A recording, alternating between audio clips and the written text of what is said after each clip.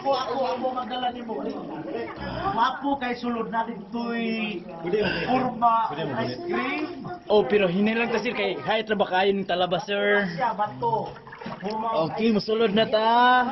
Guys. Sige okay karon niya na sila musulod sa first activity.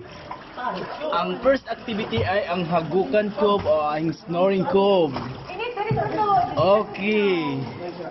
Gibidyohan ta mo ha. Okay, so karon okay, happy kaayo si ma'am nga nakasulod na sa cove. Okay. Okay sir, di ba? Hindi mo ma-experience kung dili gid ka mosulod diri ah. So karon ni ana ni sulod si sir. Okay, makita na to sa taas ang nagka-daiyang formation nga stalactite sa taas. Okay, dito ta sa unahan, dito sa may tungtungan.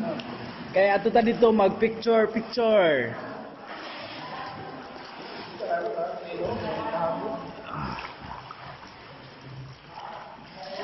Okay.